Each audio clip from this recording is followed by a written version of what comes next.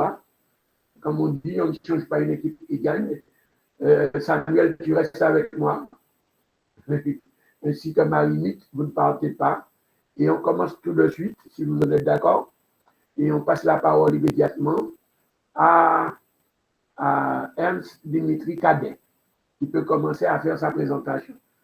Dimitri Cadet, tu as la parole.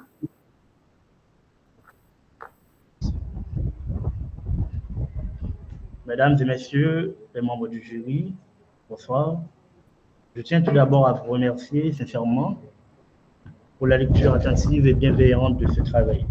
C'est un honneur pour moi de pouvoir présenter aujourd'hui les résultats de mon mémoire intitulé « La sous-représentation des femmes et des minorités sexuelles dans les manuels scolaires, particulièrement dans le livre « Lire et s'exprimer, 9e année et la construction des identités en Haïti de 2017 à 2024 ».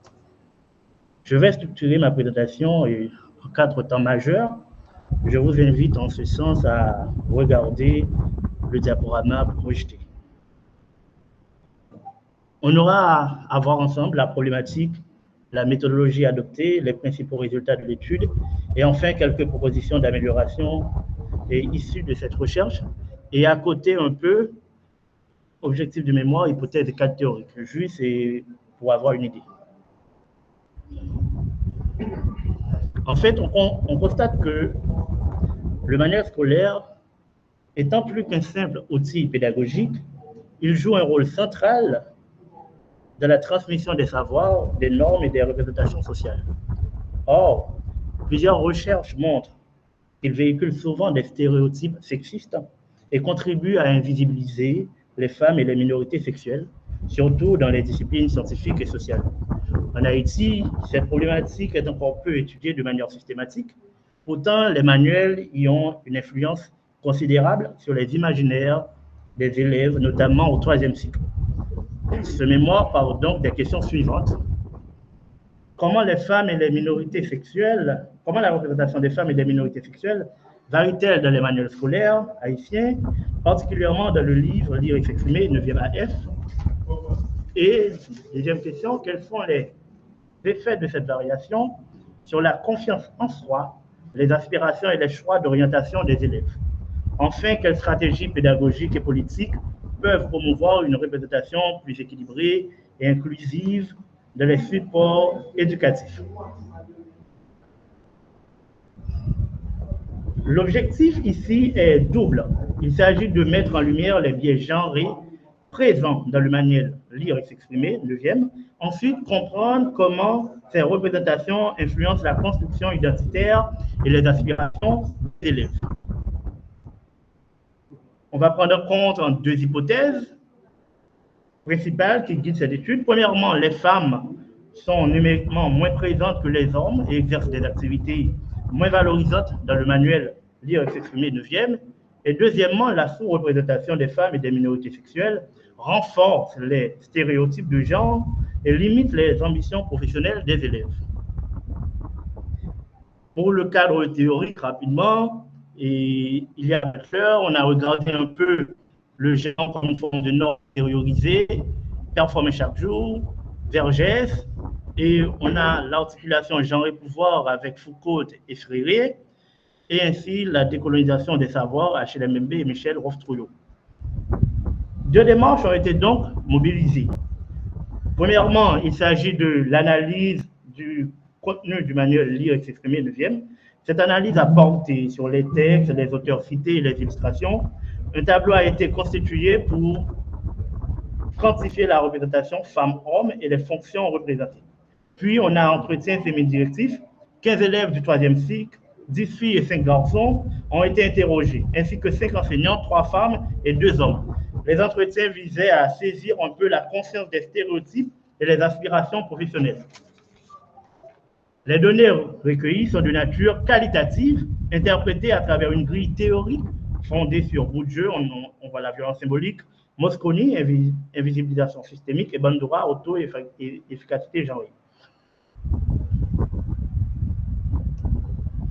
On va passer rapidement aux résultats. Qu'est-ce qu'on a remarqué? C'est des représentations massivement masculines dans le manuel. Sur 23 textes, 21 sont écrits par des hommes, deux seulement par des femmes. De les illustrations, 69% des personnages sont masculins. Aucun personnage LGBTQ+ n'est mentionné. Les figures féminines sont valorisées dans des rôles. Les figures masculines, en fait, sont valorisées dans des rôles prestigieux, comme médecins, juges sportifs, en guise d'exemple, tandis que les femmes sont cantonnées à des rôles de mère, couturière ou servante. Ceci a un impact direct sur les aspirations professionnelles. Qu'est-ce qu'on va remarquer rapidement? C'est que 80% des filles interrogées se projettent dans des métiers liés aux soins, aux droits, comme la médecine, les soins infirmiers ou les sciences juridiques. Et aucune ne choisit les STEM, donc les métiers en rapport à la technologie. 100% des garçons évoquent des domaines comme l'ingénierie, l'informatique et les sciences. Les élèves expriment une faible conscience des biais genrés. 8 filles sur 10 n'ont jamais remis en question les stéréotypes véhiculés par les textes et tous les garçons les trouvent normaux. Par rapport à la perception des enseignants, un enseignant s'est montré indifférent à la question. 3 enseignantes se sont déclarées très conscientes, une l'est de manière partielle. Il déplore le manque de diversité des figures féminines dans les programmes. En guise de proposition d'amélioration, rapidement, l'étude recommande une pédagogie déconstructive et émancipatrice structurée autour de 3 lignes. Premièrement, il s'agit de révision des manuels, intégration des modèles féminins dans les STEM, représentation explicite des minorités sexuelles et des genres, formation des enseignants, module sur l'analyse critique des stéréotypes dans les textes et les images, création de cellules de vigilance dans les écoles. Et troisième action concrète auprès des élèves, c'est atelier d'orientation inversée. Atelier d'orientation inversée qui a pour but les filles en STEM et les garçons en métier du care. Campagne de sensibilisation avec des rôles modèles haïtiens. Ce mémoire, donc, a permis de montrer que le manuel Lire et s'exprimer, 9e année fondamentale, comme beaucoup d'autres, reproduit des stéréotypes de genre qui influencent fortement les trajectoires scolaires des élèves, mais il a également mis en lumière les leviers d'action concrètes, pédagogiques et politiques pour faire de l'école haïtienne un véritable espace d'émancipation et de justice sociale. Je vous remercie de votre attention et je suis disponible pour répondre à vos questions. Merci beaucoup.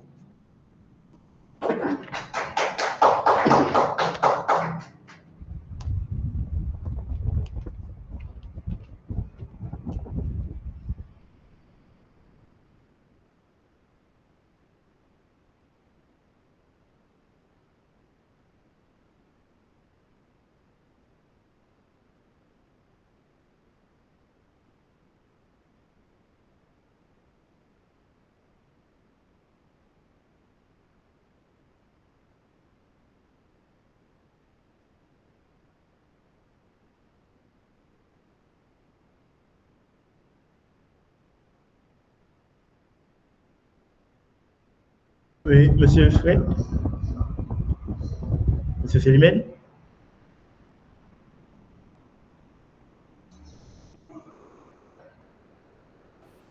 Désolé, mon micro s'est refermé. Je l'ai ouvert et il s'est refermé. Comme quoi, il y a de la magie. Bon.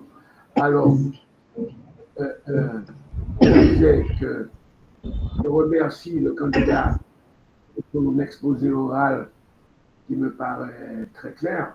Il s'exprime distinctement, ça c'est très bien. Et donc, avant toute chose, je vais passer la parole au rapporteur, hein, ensuite au directeur de mémoire, et avant le directeur de mémoire, je prendrai la parole. Le directeur de mémoire prendra la parole en dernier. Donc, si le collègue Jean-Samuel Benoît veut bien, je lui passe la parole immédiatement.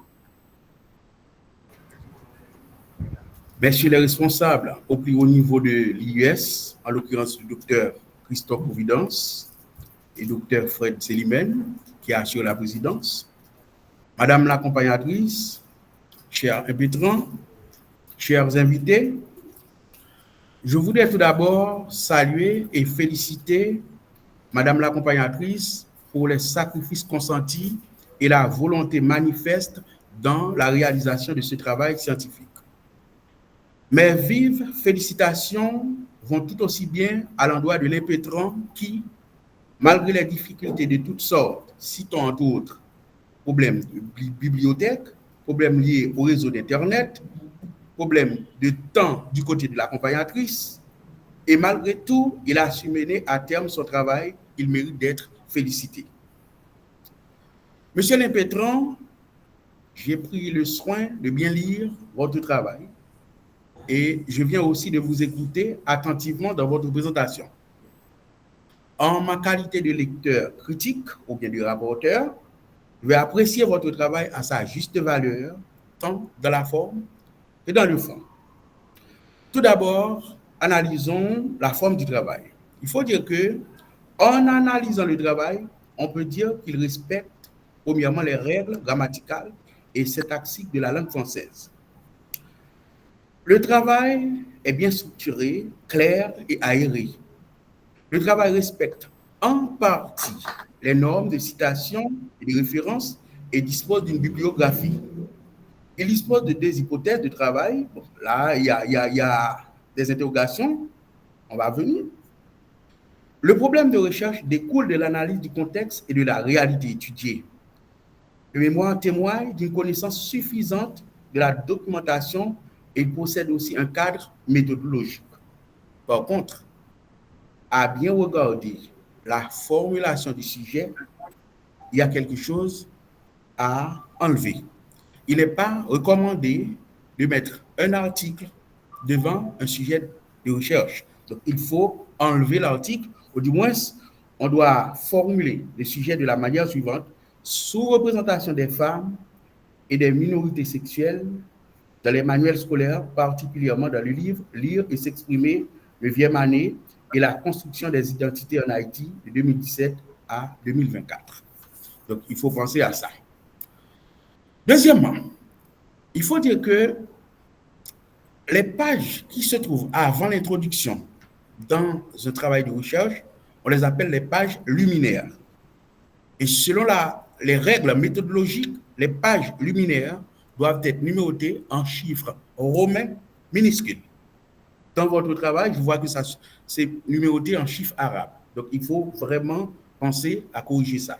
Donc, chiffre arabe, page 1. Chiffre arabe, ça commence directement dans l'introduction. Nous allons faire un parcours. Donc là, il faut avoir le travail en face, d'abord. Nous allons à la page 5. Vous présentez la liste des abréviations, sigles et acronymes à la page 5. D'accord? Liste des abréviations, sigles et acronymes. Est-ce que vous pouvez identifier pour nous au moins, au plus, une abréviation dans cette liste? Une abréviation. Liste des abréviations, sigles et acronymes. Vous me demandez est-ce que je peux identifier au moins au plus une abréviation Justement. de cette liste. Bon, normalement, de cette liste, il n'y a pas d'abréviation. Il faut enlever ça. D'accord? Il faut enlever cette histoire d'abréviation. Deuxièmement, à la page 8, vous dites que deux hypothèses mènent cette étude. D'accord? Oui. Pourtant, dans le deuxième alinéa, première ligne, vous dites que vous utilisez la méthode qualitative. Donc ça, je ne comprends pas ça. Parce que si vous utilisez la méthode qualitative, à quoi bon d'avoir des hypothèses? Hein? Ce n'est pas nécessaire. Ce n'est pas bon d'avoir des hypothèses lorsqu'on fait une recherche qualitative. D'accord? Je reviens à la page 7. Page 7 et 8. Donc là, c'est l'introduction. Et dans l'introduction, suivant le canevas de l'IS, on attache également la problématique, n'est-ce pas vrai? Ok. Dans la problématique, les constats ne sont pas avérés. Les constats doivent être avérés. Il n'y a pas de source. C'est comme une histoire que vous racontez. C'est comme un roman. Et il s'agit d'un travail scientifique. D'accord? Il n'y a pas de source. Donc, c'est pas bon. Il faut vraiment avérer les constats. Ce n'est pas une histoire qu'on raconte, ce n'est pas un roman. Donc, les constats doivent être avérés. La page 9, elle est blanche. Je ne sais pas pourquoi. Après, on revient encore à la page 7. Donc, après la page 9, on devrait avoir la page 10. Donc, tout de suite, je rencontre la page 7. Donc, est-ce qu'on essaie de compter à rebours? Je ne sais pas. Donc, après la page 9, on trouve la page 7, d'accord, qui se porte sur les théories. Maintenant, à partir de la page 7, qui devrait être la page 10, vous commencez à donner votre première référence dans le travail. Mais malheureusement, la première, Michel Foucault, qui date de 1976, ça fait déjà 49 ans, d'accord? La deuxième, 1996, pas mal. La troisième référence, Simone de Beauvoir, 1949, ça fait déjà 76 ans. Je me demande, est-ce qu'il n'y a pas d'autres auteurs beaucoup plus récents qui travaillent sur ce domaine-là, sur ce sujet-là? Hein? Pourquoi on est obligé de faire référence à ces auteurs-là? Hein? Puisque il faut dire que les concepts évoluent avec le contexte, avec le temps, etc. D'accord? Ensuite, il y a une très mauvaise manière d'écrire les sources. Quand vous mettez Michel Foucault et puis 1976, donc c'est pas bon. Comme ça, on met le nom de famille, virgule, l'année de publication. Seulement ça. Nom, virgule, année de publication. D'accord? Et puis, il faut dire que un mémoire, c'est un travail scientifique. On ne peut pas utiliser n'importe quel ouvrage dans un mémoire. Ce sont des ouvrages spécialisés, des articles scientifiques. Cette histoire de Simone de Beauvoir, donc franchement, je ne comprends pas la place de Simone de Beauvoir dans ce travail scientifique. Je ne comprends pas non plus les notes de bas de page. Exemple, le deuxième sexe, page 13, cela ne dit rien. 3, la domination masculine, page 45. Donc, je ne comprends pas ça. D'accord? Je vais vous poser une question. Sur quelle théorie s'appuie votre travail? Sur quelle théorie s'appuie votre travail? Ce travail s'appuie sur la théorie de Butler, comme l'une des auteurs majeurs, accompagnée d'autres auteurs comme François Vergès, Achille Mbembe, dans une perspective décoloniale. Non. Ok. Quels sont les objectifs de votre recherche? Non. Les objectifs de la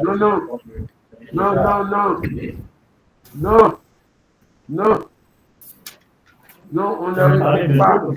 Premièrement, il s'agit de mettre les gens pris dans la manière de s'exprimer, voir un peu il y a combien de gens, et ensuite comprendre comment c'est représentatif.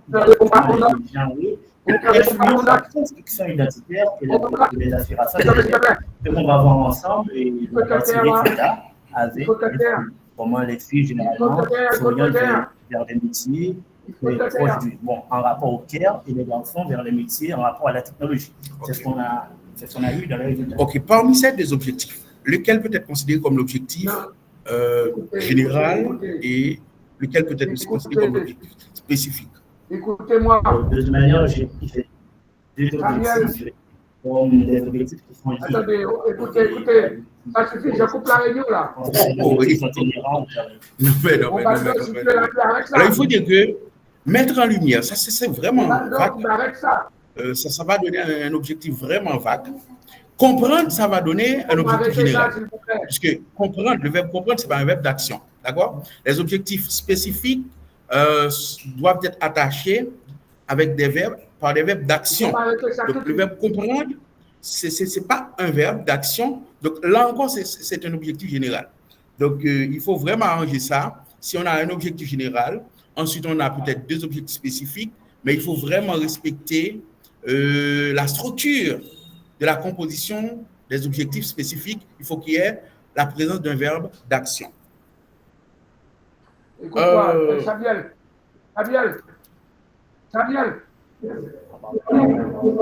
Bon, il faut éviter de prendre la parole sans que je ne la donne.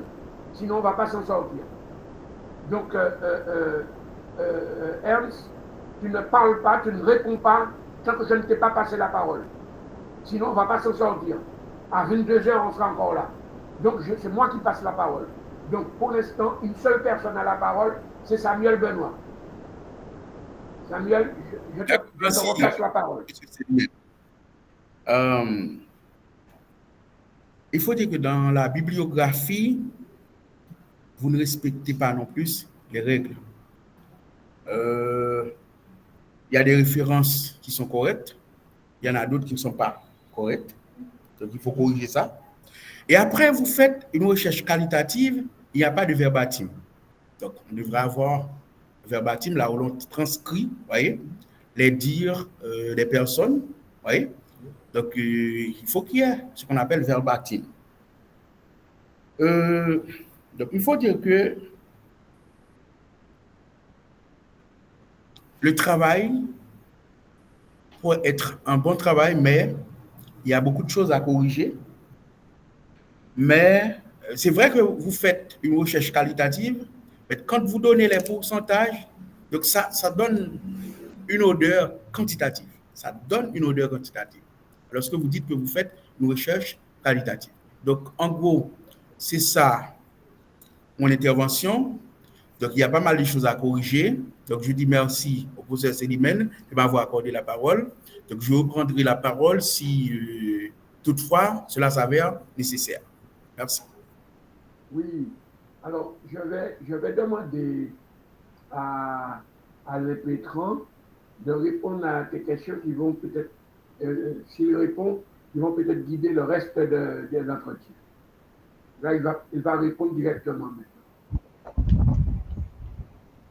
Bon, étant donné que tout à l'heure, j'avais déjà pris la parole puisque les questions m'ont été adressées directement. Comme tu dis toi-même, tu avais pris la parole.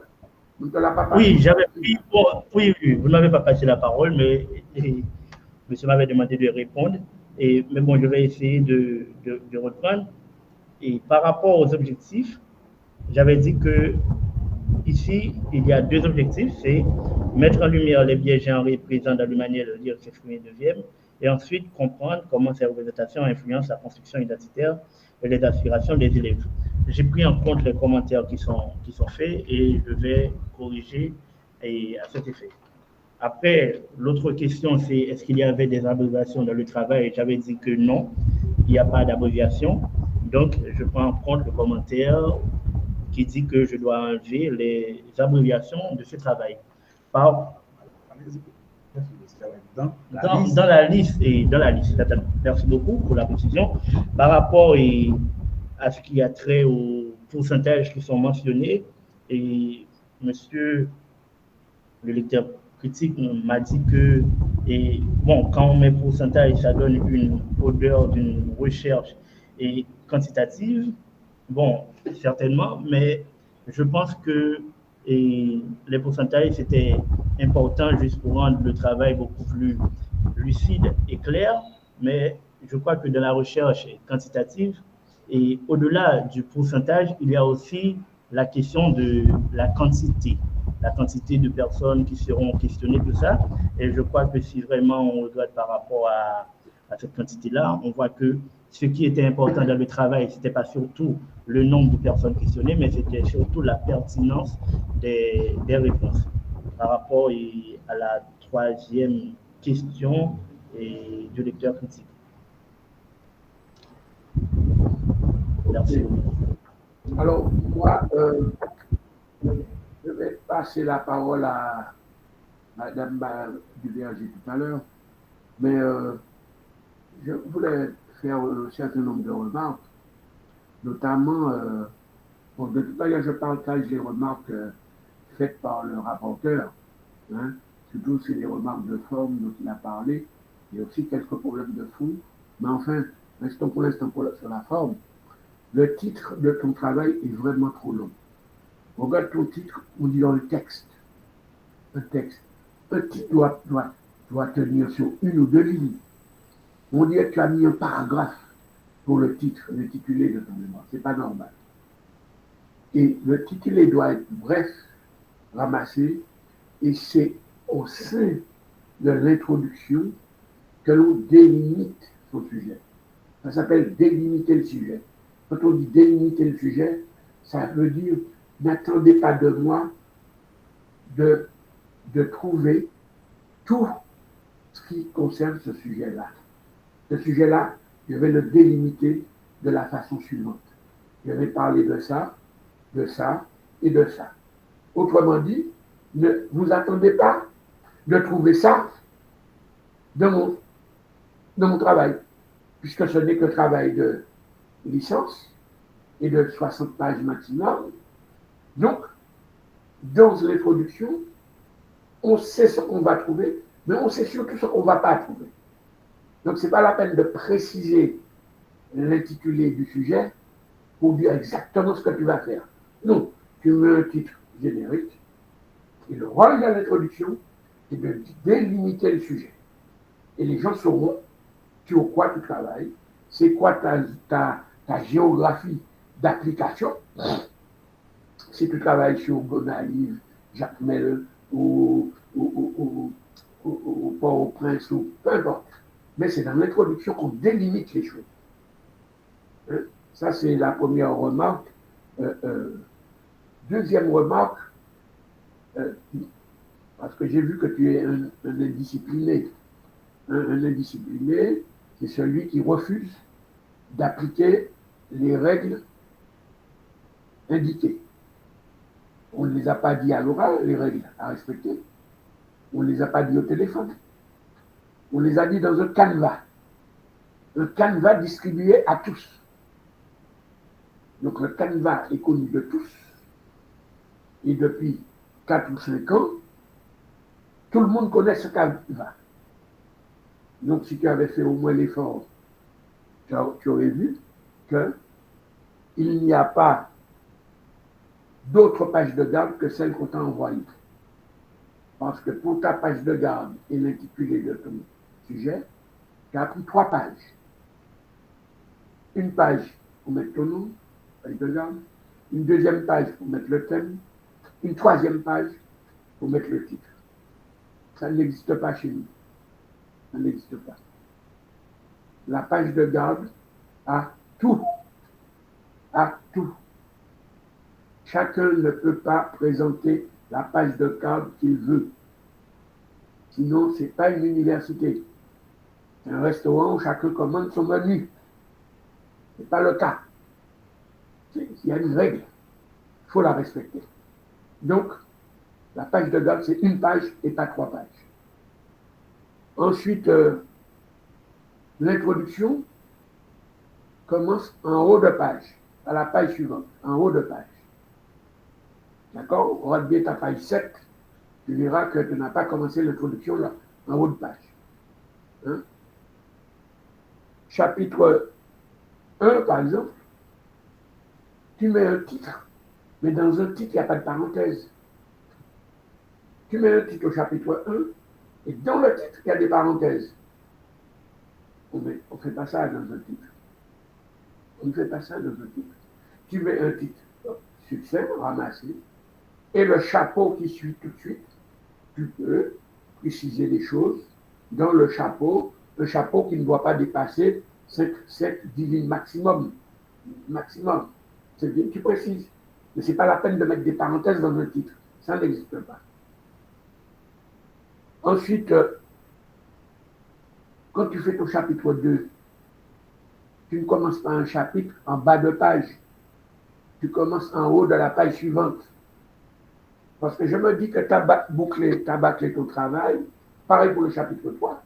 Tu n'as pas dit, laisse-moi passer la main, laisse-moi revoir une dernière fois mon travail pour voir si je n'ai pas fait trop de bêtises.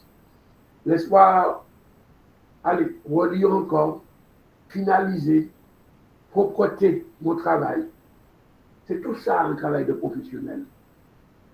Tu vois, c'est comme un plombier qui vient faire du travail chez toi. Il fait le travail et puis il laisse les morceaux de ciment à côté, les outils dans ton évier, le seau renversé sale.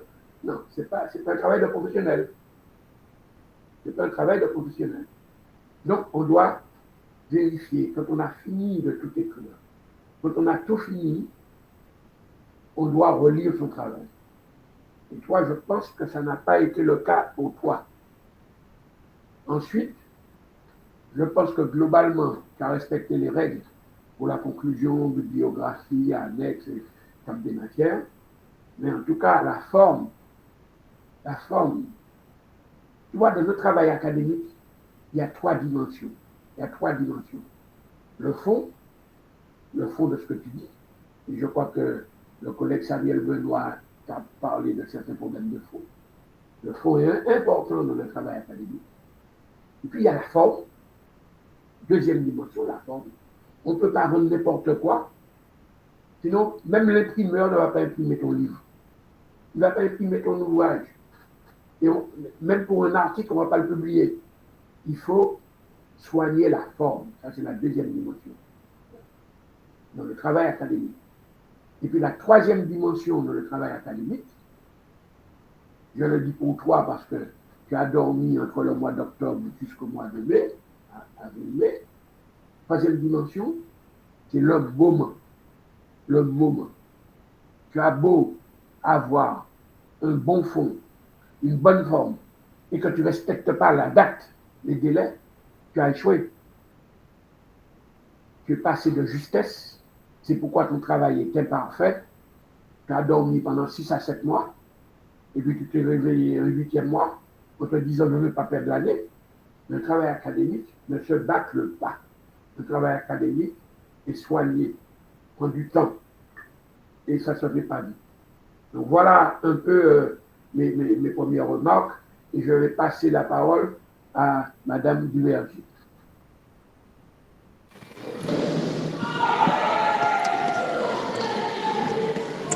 Et merci, monsieur le rapporteur, pour vos corrections et observations. Merci, docteur Fred, président du jury. Et je veillerai à ce que chaque suggestion soit intégrée pour perfectionner le mémoire. Je veux dire que mon rôle de cadreur fut d'accompagner l'ambition et la détermination de Cadet.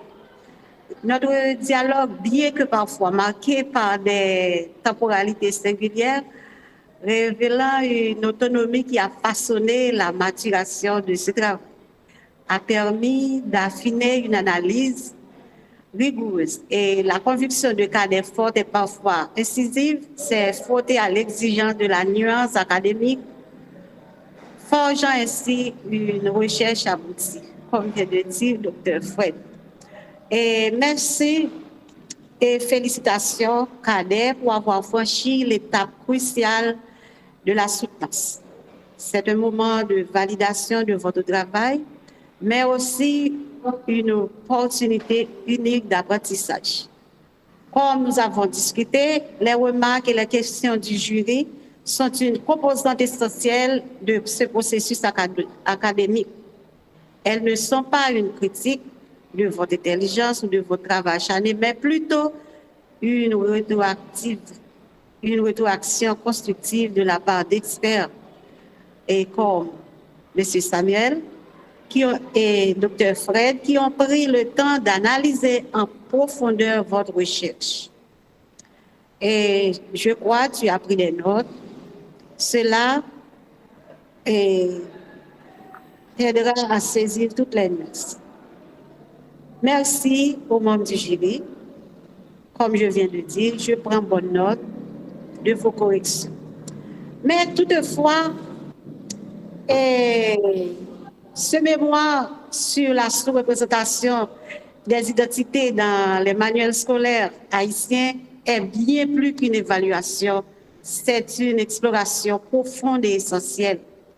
Cela signifie que la valorisation des femmes dans les ouvrages ne serait pas une simple féminisation superficielle, mais une intégration profonde et significative, ancrée dans la culture et l'histoire haïtienne. Merci. Merci, Marie-Louise. Est-ce que, collègue Samuel, est-ce que tu as quelque chose de à rajouter?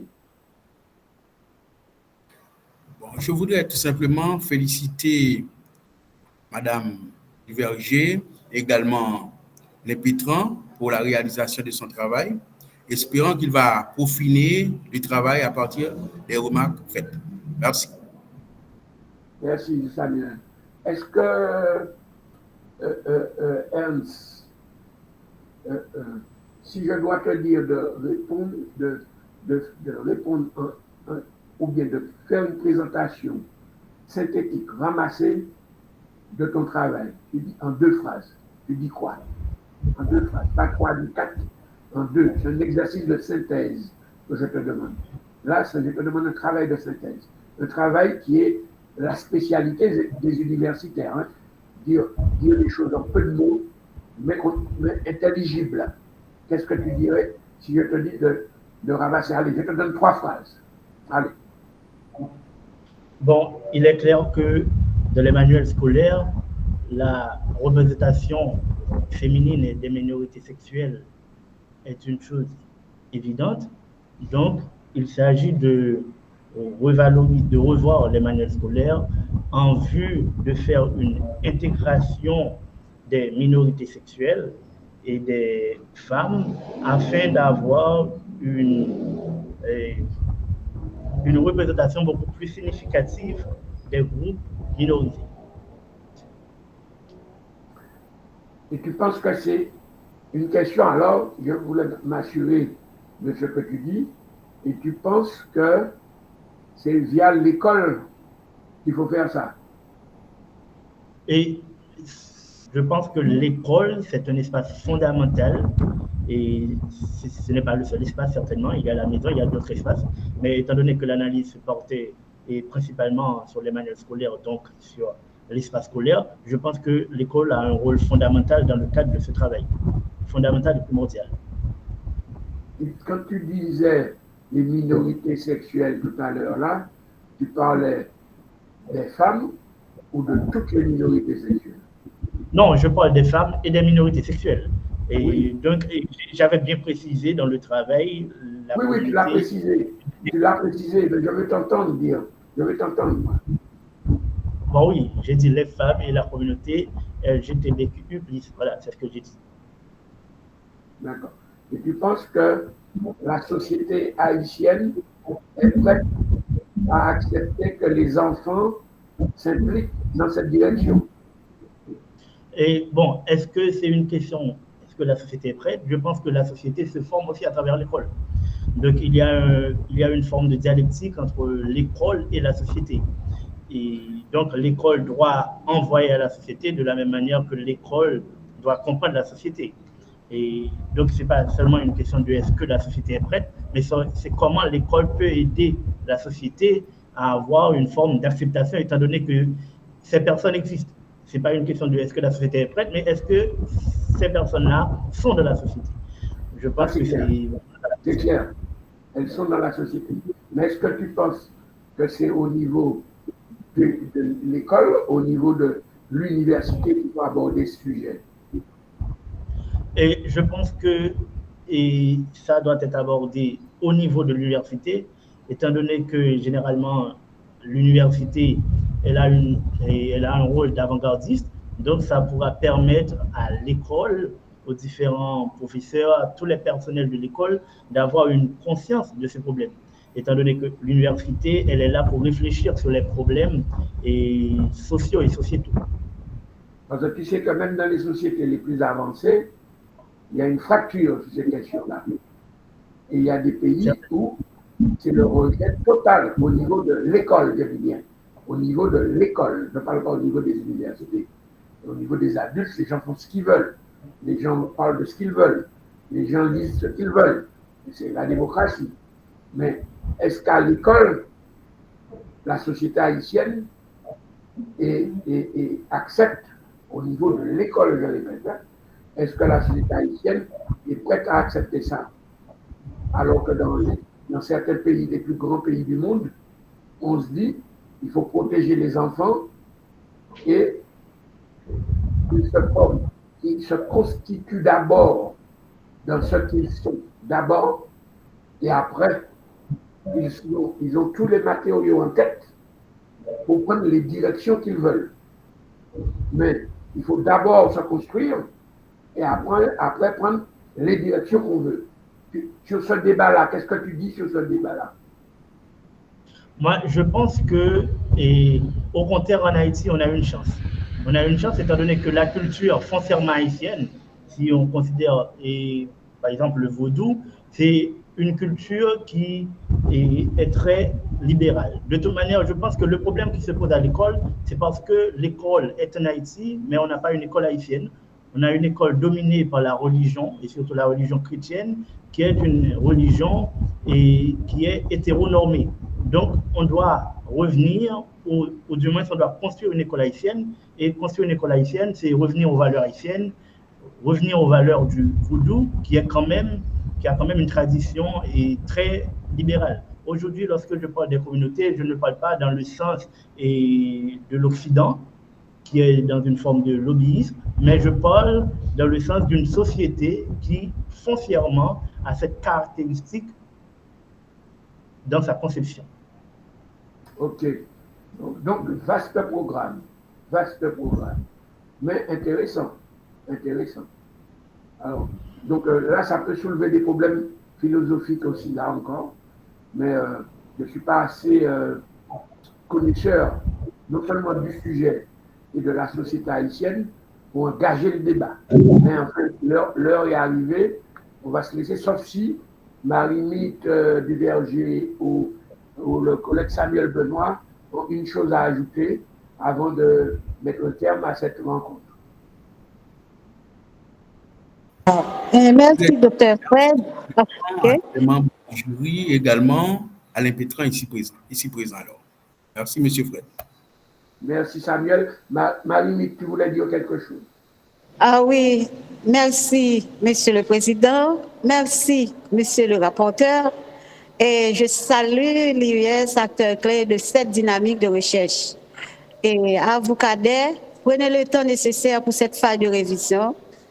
C'est une étape importante qui transformera votre mémoire en un document encore plus abouti et qui témoignera de ta capacité à intégrer la critique constructive.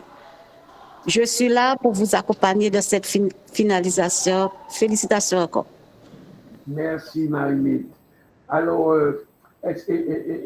Ernst, est-ce que tu as un dernier mot à dire?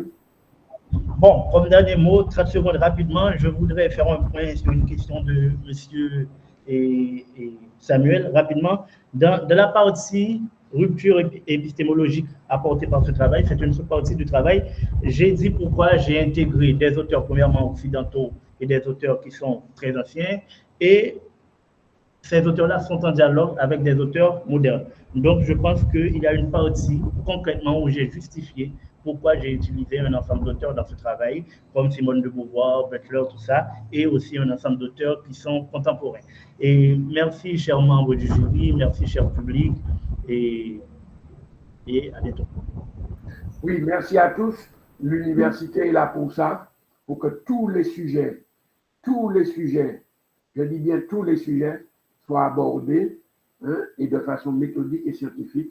Et nous te remercions d'avoir accepté de traiter ce sujet. OK? Allez, bonne soirée à tous. Et demain, nous avons une série, la dernière série de mémoire, c'est demain à partir de 14h. Merci à tous, aux membres du jury, à Ernst et à tous les auditeurs. À bientôt. Au revoir.